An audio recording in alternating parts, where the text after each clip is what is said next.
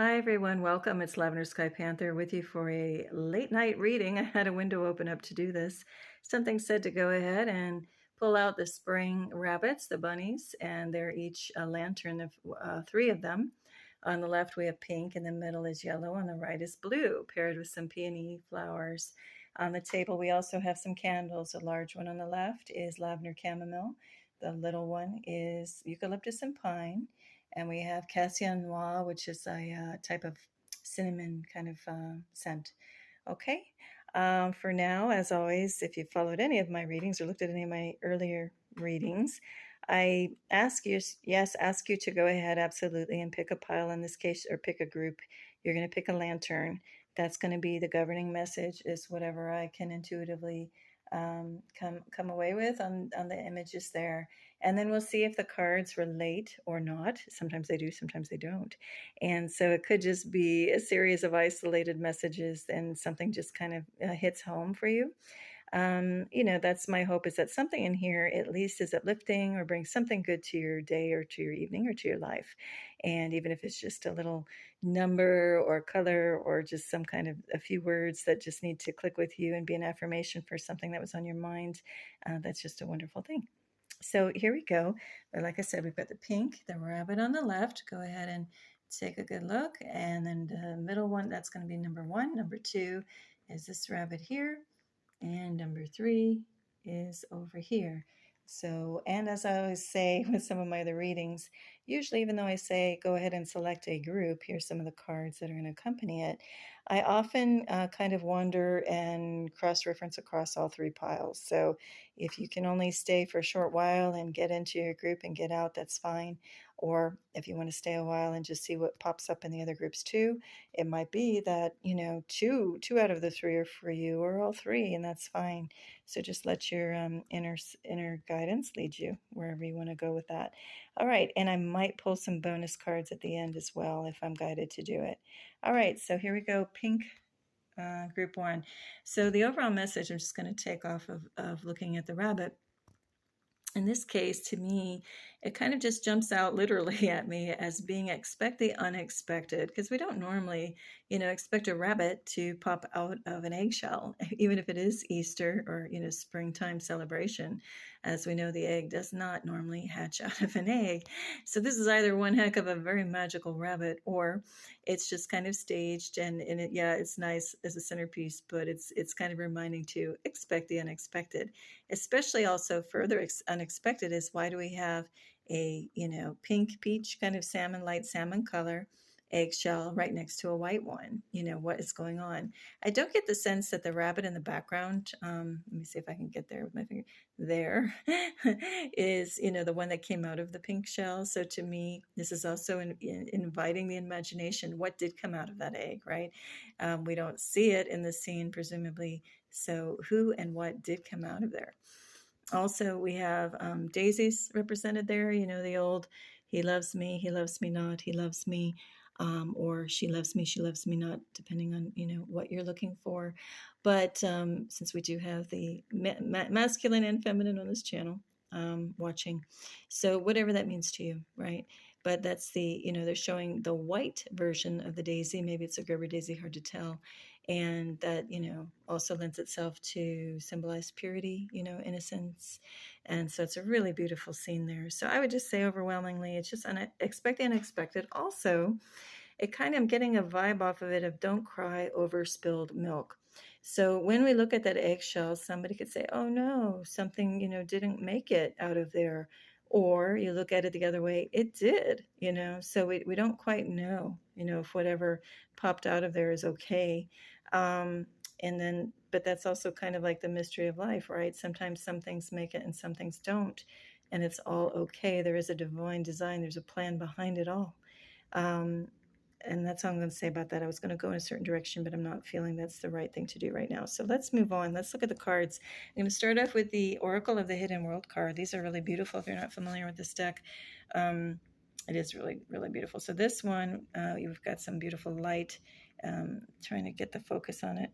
It's number 9, the Angel Gate, cleansing, protection, blessing. We've got a beautiful waterfall. We've got this angelic being. We don't quite know what it is. Presumably it has legs and is humanoid, but we can't see if it's male or female, if there's flowing hair, or if it's some type of hybrid where it's kind of a animal humanoid, type thing. We don't know.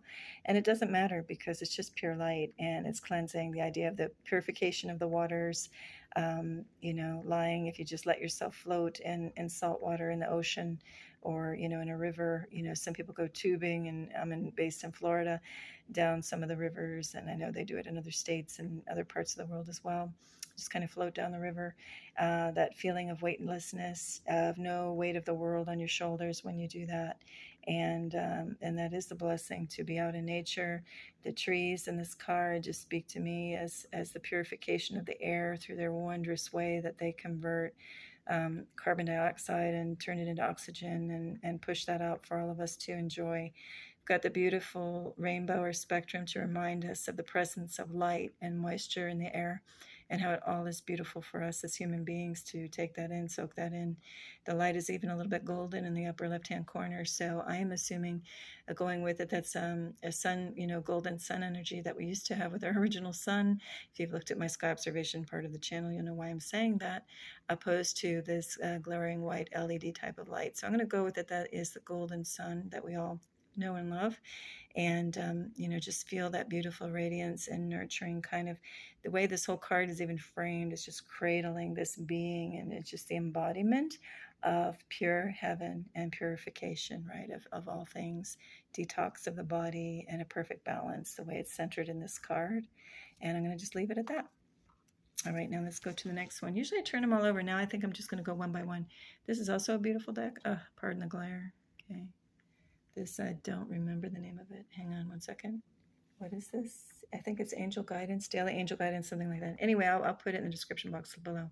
But here we have a flowing-haired angel, so we know this is the feminine. And let's see. Now, she's in a garden. We're going to read this. And we'll note that actually we have the daisies again, except this time they're like a magenta fuchsia pink with pink roses, what looks like yellow daffodils. I think we've got lavender in the background, or violets of some type, maybe even irises. And these butterflies also, look like at first glance like they might be flowers on a vine, but then we see that they're butterflies, which are always beautiful for symbolizing transformation. And also, going under great change and kind of being reborn. All right, so let's read this. Ground yourself. When you detach from awareness of your body and the physical world, you become ungrounded. Although it's pleasant to float heavenward, your attention and work are needed upon the earth.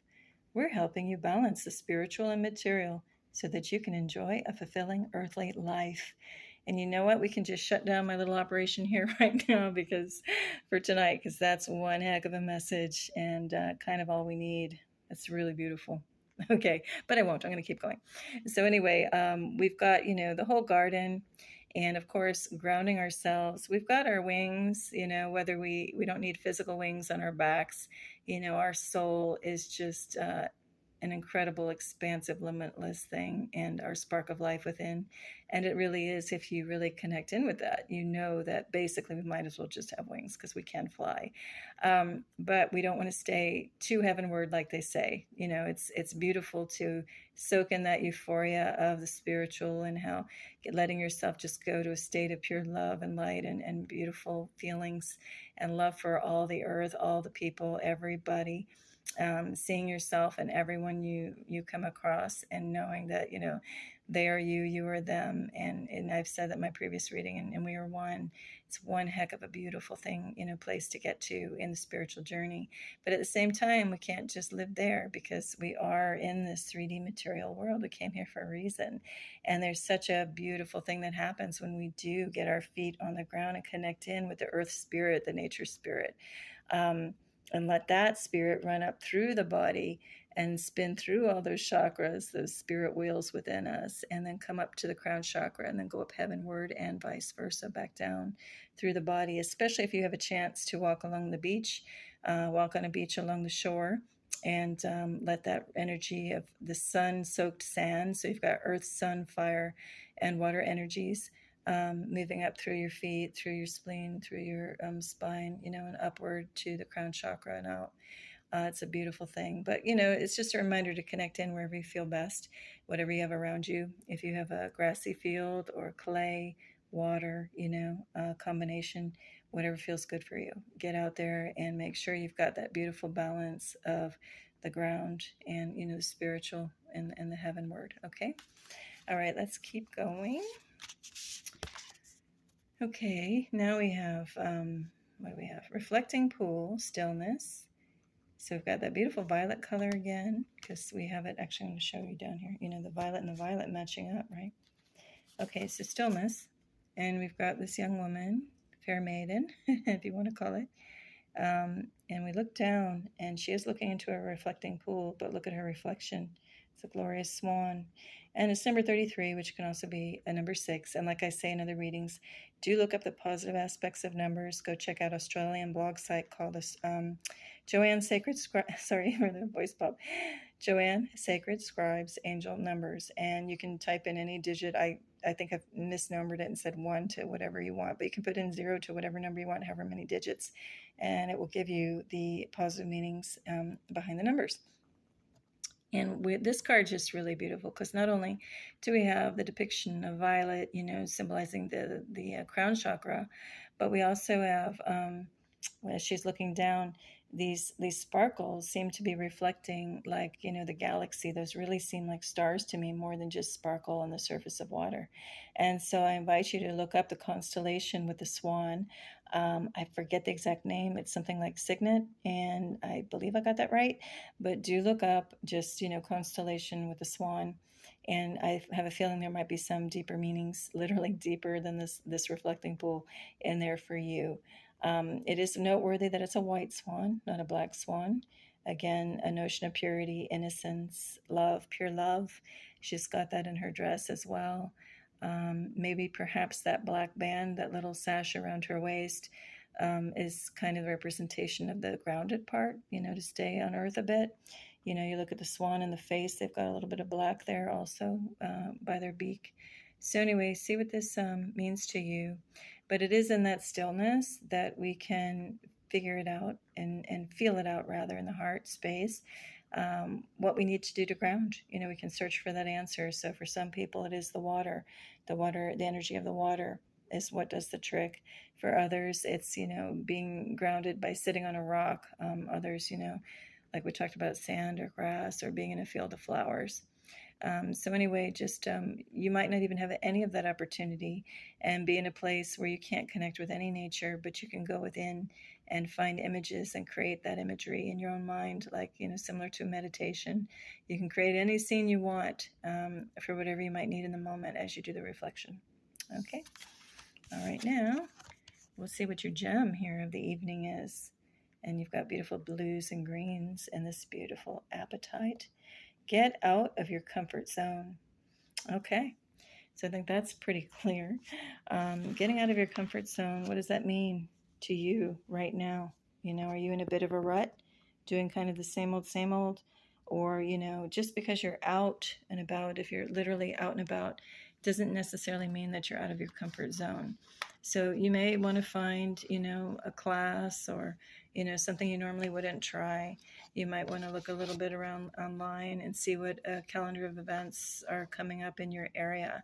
Or if you're not really in a populated area, I'm floating through the cards, not in a populated area, you know, instead of always going to the right down a path wherever you are, you might want to try going left or the complete opposite direction. If you love looking at sunsets all the time, change it up and start looking at the starlight and watch for the first stars coming out at night. That kind of a thing. All right. So anyway, I think that's about all for group one. Like I said, toward the very end, I believe I will pull a couple bonus cards if I can get to it. So best wishes to all. Expect the unexpected, happily so, and like a matter of course, like it happens every day. Best wishes to you, group one. All right, group two. We've got this rabbit now, and this is going to be the lead off of what your message is. Your overall message might be. Now, I don't know if you can tell in the colors, looking at this recording, it's a little bit different, I think, than what I see with my direct observation here. But with this rabbit, we've got a pose of, it's it's very balanced. You know, it's got that egg on the left, and the flowers on the right. But the strange thing about this is even though it's a springtime scene, we've got this lantern, with the beautiful spring flowers on the top. But to me, it really has more of an autumn vibe because this beautiful egg wrapped up is an orange color and the ribbon is brown, kind of like a gray brown. And the flowers, it kind of look maudlin. Everything has a little bit of an air of seriousness to it. It's not like, this rabbit's coming up to give gifts to another beloved rabbit and all of that. To me, I hate to bring it up. I don't want to say the word hate. I don't want to bring it up, but to me, this has an air of maybe this rabbit is kind of visiting a more somber occasion and bringing things just to try to help soften what might be kind of a more serious and sad situation. That's just the vibe I'm getting off of it. But the rabbit itself, though, seems to be at peace with whatever is going on and prepared. That's the overwhelming word I'm getting from this scene is this rabbit is coming prepared for wherever he, she, or it is going, right? So that's the I don't want to say overarching, that's the main message, I believe, is just arriving, being present, and being prepared. Okay. Now, and then when I get to it, being prepared can mean, now this rabbit could have been fully prepared, just bringing the egg and holding it with two hands, as one main gift. But in this case, it seems the rabbit wanted to balance that out, the flowers, the colors coordinate, with the ribbon, and just felt that made things more complete. And there's no right or wrong with how much that rabbit showed up with, because the rabbit itself is enough as the gift. But, clearly this rabbit found balance by bringing both as being kind of an ensemble and a grouping to show up with. All right. Let's get into your cards. Now I do have the, what is this called? The Oracle of the Hidden Worlds deck. And let's see what you've got. And actually, the main message with the rabbit may or may not have any connection with any of the cards. I don't know if I already said that, but let's see what happens. All right, you have 13, Dawn Watcher, Caretaker, Guardian, Support. And we've got a little bit hint of a face at the very top as the guardian, maybe a guardian angelic watching, looking down. The guardian of the dawn. And that actually, kind of does tie in actually to the rabbit, because I was talking about that might be somebody, arriving on a more somber scene, perhaps somebody passed, and that rabbit's kind of showing up as a bit of a caretaker and a guardian and lending support. Maybe that rabbit's like one step on the outside of the close-knit family that would be mourning in that situation, unless they're of the beliefs where you celebrate the life that's passed. But in this case, it kind of looks like a more somber occasion. And that rabbit, though, is absolutely showing up for some kind of support. And so we've got Dawn Watcher. So I'm just going to leave this at that. Maybe some other things come up for you as a message. Maybe the color, this beautiful kind of lavender, purple, violet color is predominant in the water and in the sky. And that often speaks of the crown chakra, kind of connecting up into the heavens. And this watcher up here has a spark of light, at the third eye, at the pineal gland connection there. So it's a really beautiful card, but that could also be a star. So interpret it as you will as well. See what means something to you. And, the whole notion of the dawning of a new day. No matter what's going on, my apologies about the focus. It has something to do with I hate to say it, but the LED lights above. It's really what screws up my camera. Really sorry about that. Let's see. Okay, come on, help me out. Sorry about the fuzz out. But anyway, there we go. Anyway, it just all talks about, the dawn of the new day, dawn of new possibilities. Even if, we're prepared or not, there is always a new day that comes, no matter what's going on here on the 3D Earth. All right, let's go to the next card. And I think this is something like daily angel guidance. This is going to be a sloppy mess, but bear with me. Okay, so now we have a beautiful card here with angels and a Pegasus, a winged horse. And we have a beautiful sky. Kind of reminds me of the sky here in that dawn card. There you go, in the background. All right, so new partner. A chance meeting is no mistake. It is divinely orchestrated as a catalyst to set the wheels in motion for the fruition of your prayers. Pay careful attention to new people we send into your life. You will recognize them by your sense of familiarity, comfort, and safety. So that's a beautiful card right now. We'll keep going, see if anything else connects with that. Okay, bear with me here. All right, oh, we got fire, spirit, energy. And look at that. And we have a number 17, which is also number 8. And I always recommend that you go look further if you're interested in the positive aspects of the numbers to Australian blog site called Sacred Scribes Angel Numbers, and it's with Joanne. It's Joanne, sorry, Joanne Sacred Scribes, and it's Angel Numbers. And her name is actually Joanne Walmsley. So have a look there if you want. All right, here we have another figure who seems absolutely prepared and like already came equipped to handle any situation. And with poise, you know, she's very centered and grounded, and like kind of like that rabbit just is arriving with, you know, the rabbit has something in each hand, so to speak, and so does she. But she's not only dealing with the fire, you know, she can deal with the balance of the fire and the flame in each hand. She's also kind of got the charged up energy of all the heavens behind her with the lightning bolts. And yet she's completely unfazed. She just knows she's got to do what she's got to do. And she's got some somber colors on too. She's, you know, blending in with the forest, but very powerful energy with the fire spirit. All right, let's move on. And then your gem of the day, or evening rather, is Amazonite. Loosen your grip. Okay. I don't think that really ties too much into what we've got going on here, because I don't see that like this rabbit is gripping anything too tightly, nor is this, you know, fire energy girl here doing that. She has got the palms up. Everything's very open up to the infinite, right, and to the connecting up into the heavens, and also grounded down into the earth. So the loosen the grip, I don't know if that applies to anybody so much. It might, though. It might be a little message for you to kind of ease up.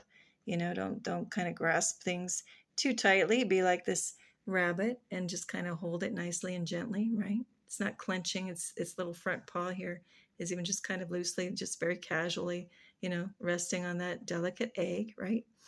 And the ribbon here isn't bound up too tight. It would break the egg. It needs to have a loose grip on that egg, right? So that's all I'll say about that. Also, just a little thing, because I know about oh gosh, I'm having trouble.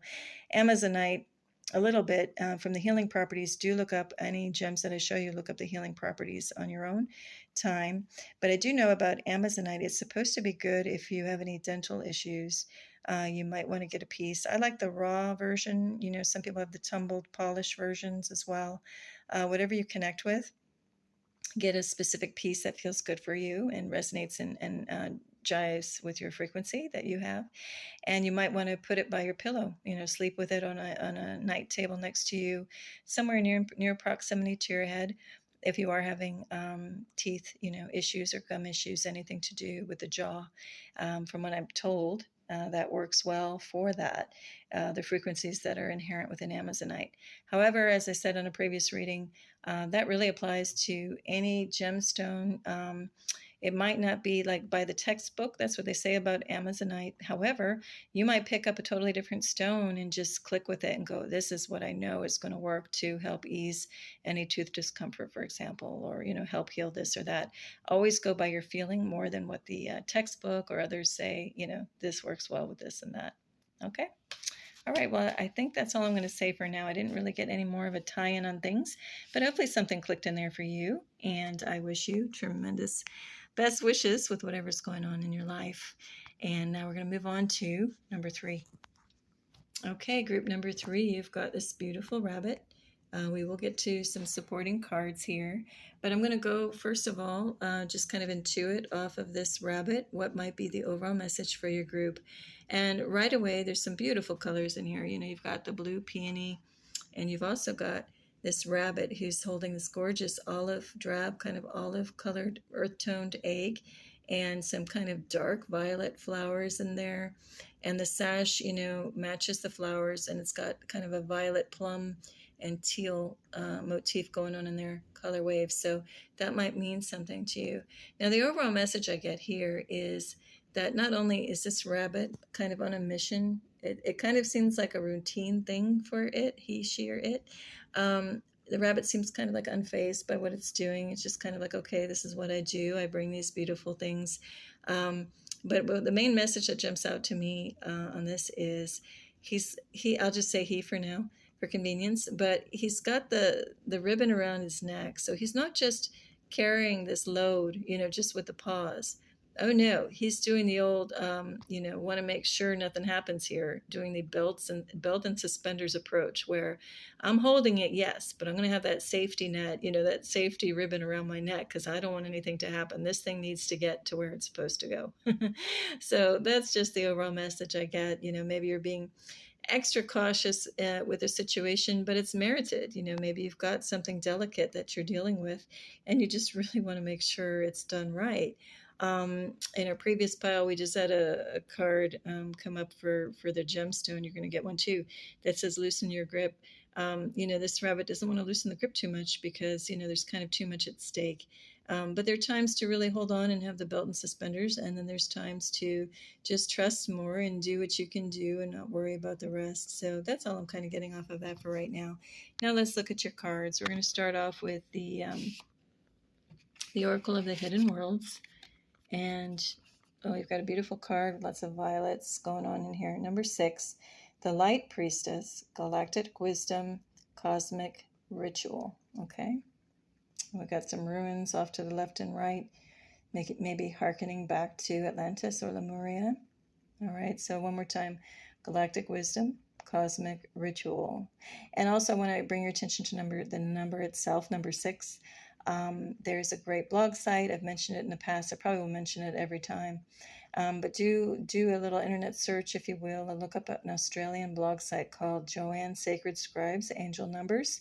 You can type in any digit, 1 or more, and get the positive aspects of each of these numbers, okay? All right, so we got something about galactic wisdom and cosmic ritual. To me, for right now, it also kind of reminds me of group 1, where there was a reflecting pool and the stars were in there, and there was a swan. And to me, it was maybe a message to somebody to go look up the constellation that's shaped like a swan. And I think it's called Signet. In this case, we've got this beautiful being, this cosmic being up there, and there's lots of little stars, all around her.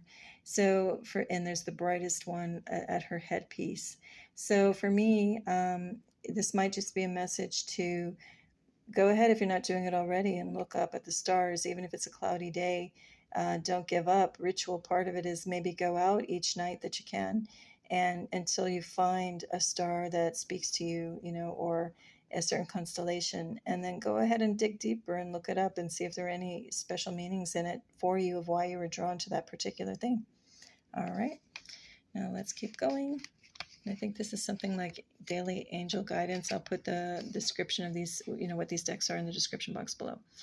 All right, so here we also kind of have like this, I would say, like a cosmic angel, cosmic minded, because she's standing there in front of a full moon. One of the craters looks actually like a star, like a sparkling star. She's holding a heart with wings. Let's see what's going on here. See only love. All right, look past the seeming errors, mistakes, and misunderstandings, and see only the love within each person, including yourself. Your resolute focus upon the love that underlies every situation brings about healing in undreamed of ways.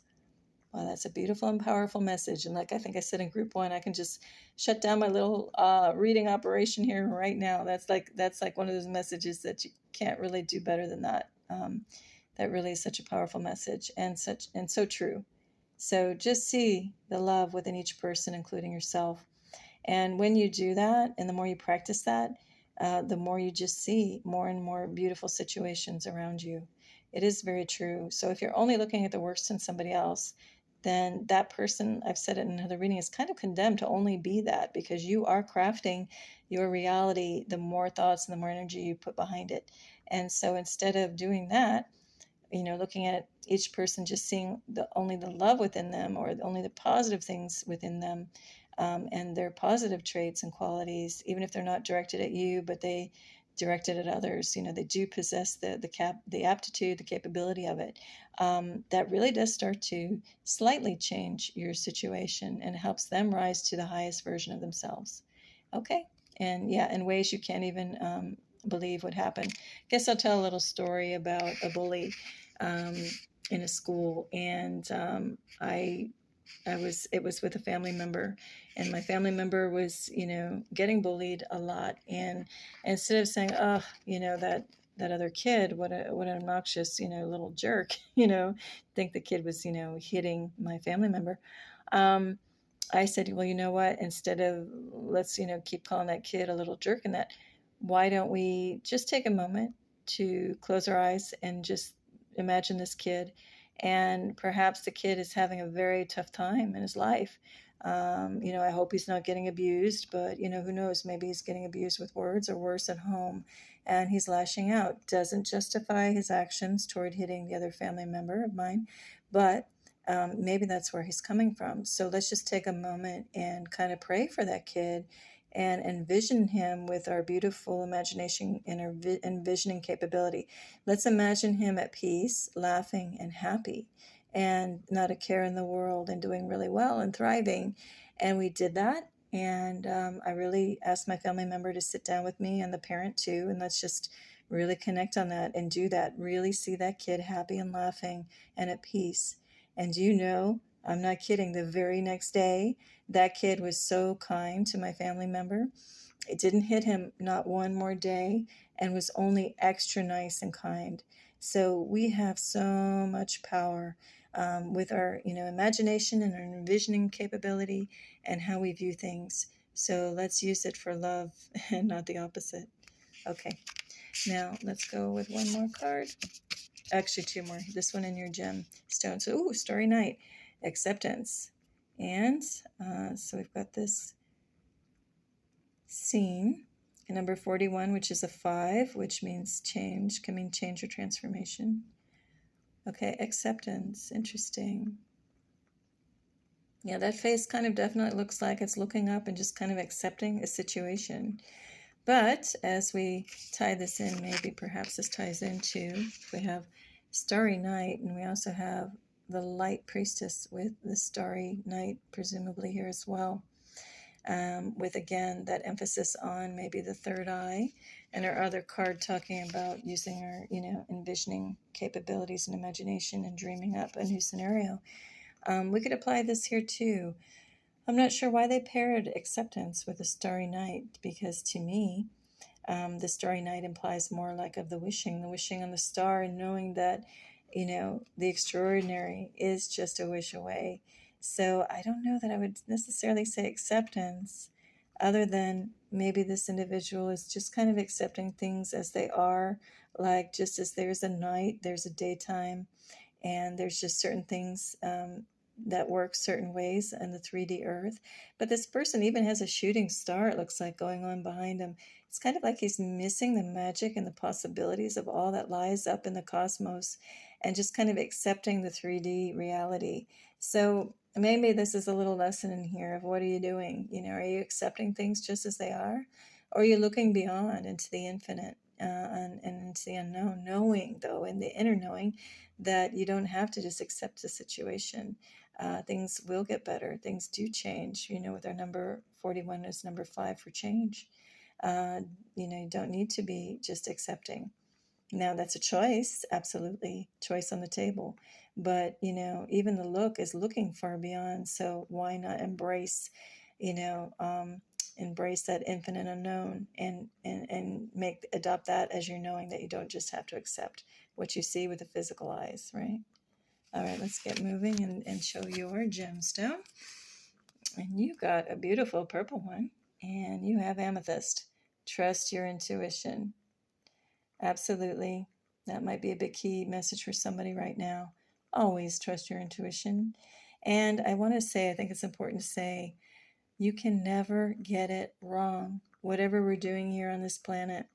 Especially if your intent is good, if you're just intending good things for people, not wishing any ill will on anyone, If your go-to is just being on this planet, doing the best you can with what you have to work with, so to speak, and just wishing well for everybody, and the highest and best version of everybody that you meet, that you wish them well, then you can't get it wrong. And even if you're somebody who's bitter and vengeful and are floating around in that vibration of things on this planet, you still can't get it wrong, because I firmly believe that we are here just to experience things. Of course, the default should be do no harm, harm no other.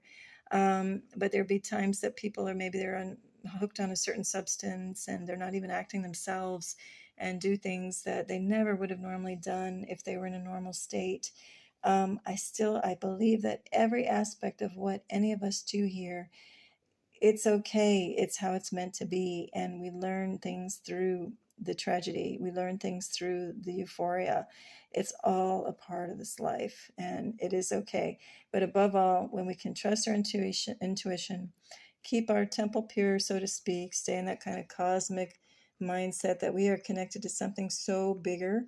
It reminds me of that little map. A meme had been going around for years, probably a decade now, where it's got this tiny little point over here in the whole galaxy, and it says you are here, right? So when you put it into perspective, the more you realize this is just a show, it's just a play, it's a game.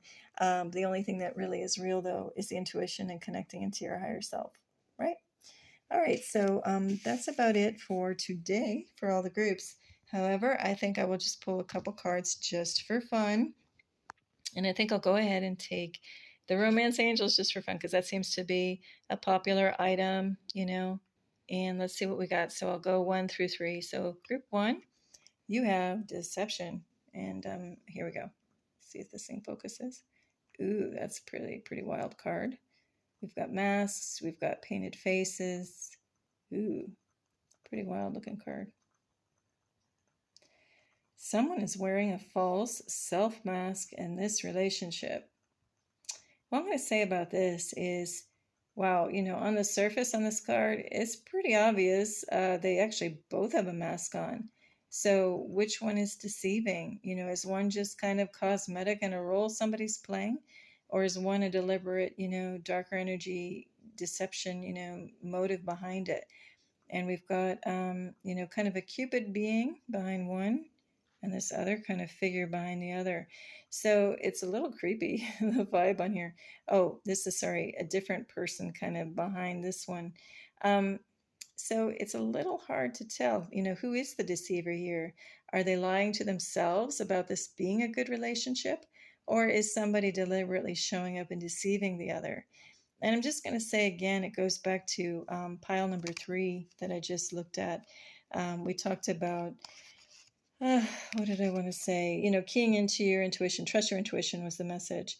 So, if you truly keyed into your own intuition in a relationship where you think somebody might be deceiving you, your heart always knows the answer. So just listen to it and don't go by the eyes and what you're looking at for that answer. That's all I'll say about that one. Okay, now we'll move on to group 2 and we'll look at your Romance Angels message, and you get let go of control issues. That's exciting. Okay, here we go. Very interesting imagery. And allow the situation to unfold naturally. Okay, this is really interesting, right? The imagery.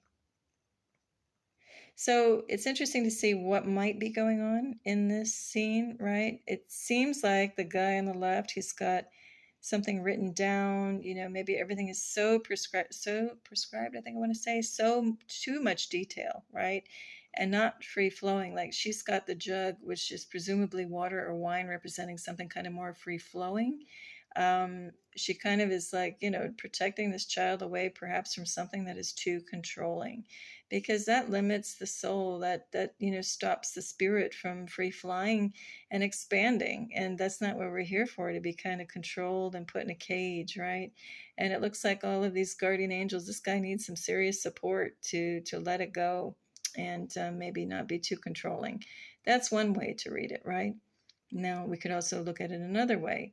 Maybe this is a poet, this guy down here, and he's just writing the thoughts and letting them free flow. And perhaps the lady here is a little too controlling and taking the kid away. You can read into it however you want. I would just say that this really is for us to look at ourselves. I think that sometimes we don't consider ourselves too controlling, but it might be a good idea just to take a little list, take a little inventory here of ourselves, and make sure that we're not gripping too tightly on something, right? Group 2, you had the stone that said, loosen your grip. I'm sorry about the glare there and the focus issues, but loosen your grip, right? So that might be a little message tied in with this too. Allow the situation to unfold naturally. Absolutely. The more we do that, usually, that's when everything works out balanced and most harmonious for everyone involved in the situation, right? It keeps the balance. This is implying that the balance is tipped and it's not in a good way. Okay. All right. Now we'll go to group number 3 for your little bonus message from the Romance Angels deck. Oh, you get flirt. You get a fun one. Hold on. Here we go. All right. Flirt. Okay. Extend your lighthearted energy to others. Okay. Now that's kind of an odd little thing. the imagery with the message is what I think is a little odd, because here she's wearing white, which represents the purity, maybe the innocence, naivete, and he's got a more earth tone. And so who's flirting with whom, right? So her light airiness implies that she's the flirty one. But I could see where he might be doing a bit of flirting himself too. So I think the overall message is, be a little carefree and flirt, and obviously in good and harmonious ways. You don't want to, be doing this in 3-party situations. But it goes back to just unrestrictiveness, not, self-checking yourself too much. Sometimes it is good just to be a little free-flowing, take a chance, do a little more than you normally do in certain situations, just to push the boundaries a little bit. Reminds me of group 1, get out of your comfort zone a little bit. Why not try it and have a little bit of fun with it? Again, if it's on the up and up, you don't want to, get involved in any 3-party situations. But work on the lightheartedness. I think a lot of us, we take life too seriously, and that might just be a message too, to just lighten up a bit, even if it's not actual flirting. Okay, now I think we'll do one more. Something's telling me to do one more little lightning round of one more deck, and I'm going to pull, I'm feeling the Sacred Forest Oracle deck. So here's what I'm going to do, if I don't burn myself on the lovely candles. Here we go. We'll just make it messy.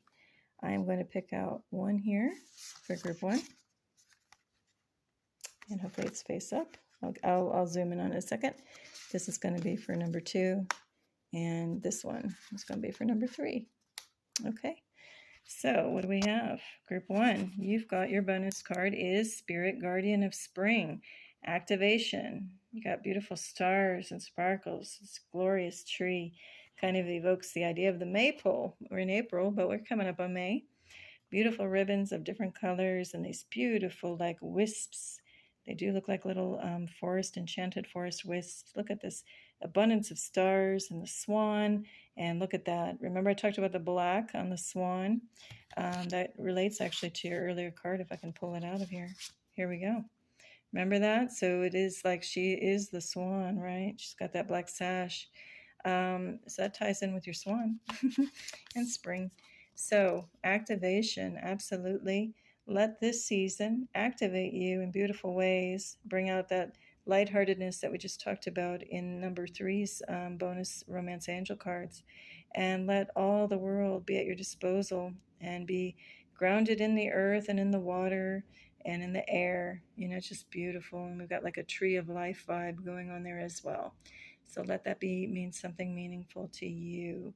Looks like you are absolutely magical and blessed in this card. You got it all going on for you. So grab that spirit, grab it like these little wisps and little angels, little fairies, and just live life as a celebration.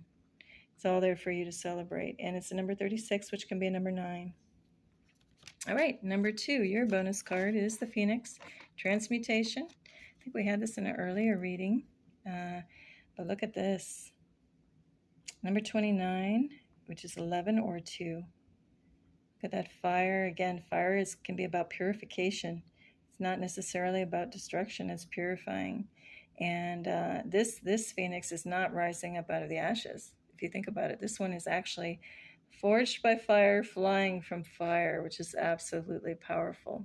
It's not coming from anything dead, it's coming from something living and palpable with great passion. Obviously fire needs so much oxygen to keep it going, and it's got more than its abundant share of that. And so anyway, let yourself soar. I would say it's not even so much about transmutation on this card. It's about, life-giving force and going out there and let nothing stop you, right? Okay. And maybe just the city of Phoenix, like Arizona, means something to somebody, or the Phoenicians. Just thought I would mention that, right? Okay, now let's go to group 3. And boy, we've got this heavy, heavy violet, purple, blue theme for you guys, if you can see what I'm seeing here. So that may be something for you. You might want to work with some, what do they call it? Color magic, color therapy, color something. You might want to wear a lot of violet, or selectively in jewelry, like certain gemstones. And again, we had amethyst even. Actually, I'm going to go all over the place here. So there we go. We got amethyst. So something is very significant for you regarding violet and purple, blues. And here we got number 6. Look at this. This is such a gorgeous card. Gratitude, Bluebell Fairy. And I think we had this recently on another reading. It's just, I love how this shower of stars and sparkles, turn into just light coming from the sun, just like a sun shower. So just really beautiful. And you've got this deer, looks like a deer or elk, stag. We've had stag in other readings, which symbolizes leadership. So anyway, take from this what you will. Completely magical and cosmic, as it ties into the very first card that you had from the Hidden Worlds, right? What was it? The Galactic Wisdom Cosmic Ritual. So may all the wisdom and love and lightheartedness of the galaxy be yours. All right. Well, that's it for today, or for this evening, everyone. I hope you enjoyed it, and I wish all of you tremendous peace and love. Lavender Sky Panther. Bye.